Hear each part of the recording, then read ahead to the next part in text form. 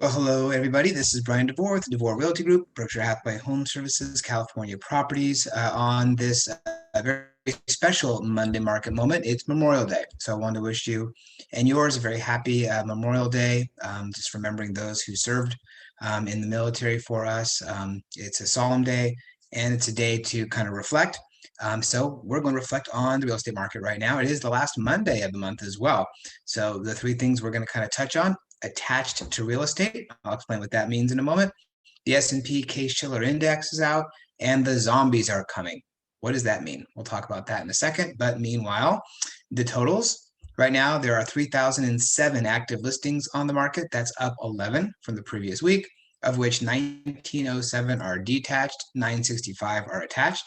Pending sales, 4,424, that's up 25 from the previous week, of which 2,876 are detached, 1,418 are attached.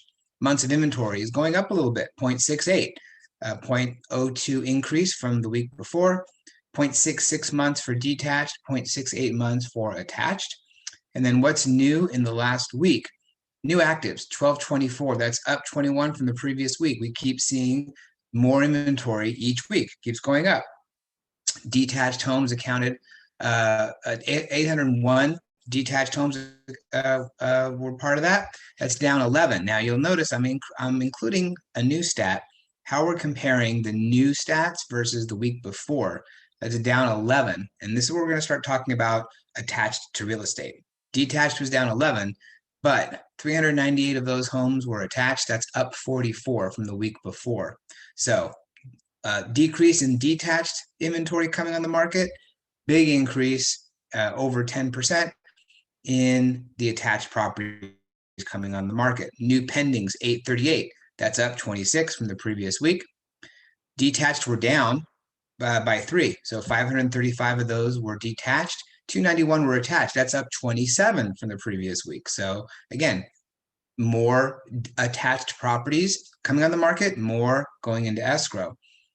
Pendings listed within the last week, 69. So 8% of the homes that were listed in the last week are already in escrow, of which 39 are detached. That's down 12, but 29 are attached. That's up 10.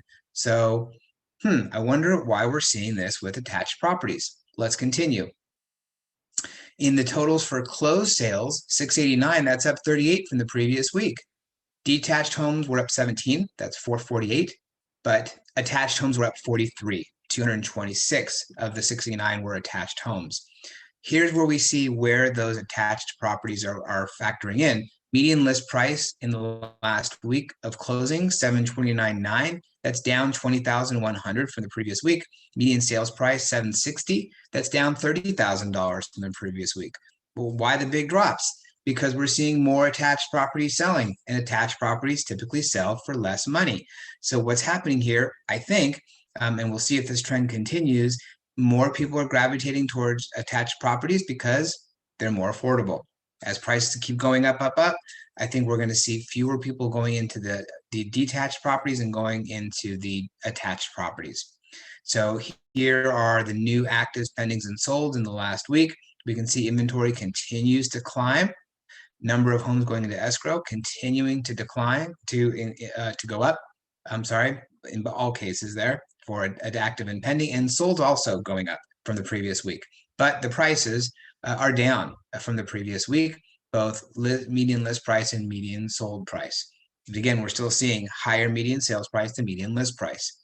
So the Case-Shiller Index, so it's the S&P CoreLogic Case-Shiller Index just came out, showed an annual home price gains of 13.2% in March. Now, this is the largest lag of any report that comes out as far as the numbers that were reported are from March versus most of the reports that I talk about are like in April, for example.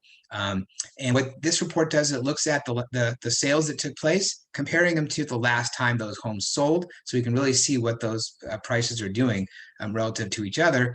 Year over year, the index went up. They have a 10 city composite annual increase, came in at 12.8%. That's up 11.7% in the previous month. And the 20 city composite also went up. The highest gainer was Phoenix. The next highest was San Diego right here. And we'll show that in just a second. Seattle came in third. In this chart here, we can kind of see in the March 2021 level versus, and then you have March versus February, then February versus January, and the 1 year change. You can see all the different cities that make up the composite 10, and then also you have the composite 20 as well.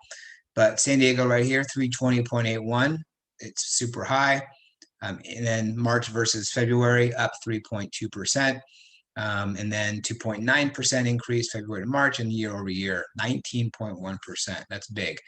Here's a chart that shows the different price levels of homes in San Diego and what they've been doing over the last 30 years. And you can see the low tier, low 684, middle tier between 684 and 932, and then over 932 is the high tier. Kind of hard to see what these are, but you can see what those three different price tiers have done during that time, and you can see where we're at now over the last couple of years. We're going up, up, up, up, up. We're not quite here yet, but we're getting there from where we were 2004 and 2005. I'm happy to send you the full report if you like. Meanwhile, real estate in the news, you can click on the button in the email that this video was part of to read all the articles. Year over year housing affordability declines. It's a first since January 2019. This is the thing that I've been talking about as far as what could stop the momentum of the real estate market is affordability. So you should read that article. Pandemic savings helped some secure home ownership. This talks about how people have been saving money during the pandemic, which allows them to purchase homes. How will the market respond to expiring forbearance plans? So those are starting to end, or they're going to be ending in a month or two. What's that going to look like for the real estate market? Americans are motivated to move, but will it last? So this kind of questions, will this exodus, so to speak, of people moving from one area to the other, will this continue? This is some good information in that article. Homeowners content with pandemic purchases. We've heard of some people who are not happy with what they bought, but there are people who are happy with what they bought. This talks about that. And finally, the zombies. Zombie property numbers are rising. A zombie property is a home that's in foreclosure that has been abandoned. People have moved out of the homes, and now they're sitting and waiting to go back to the bank. Those numbers are rising, not by a lot though. Very, very small increases. So this is a good article to read if you're interested in foreclosures and what that could look like for the market. Take a look at this article. That's it for today's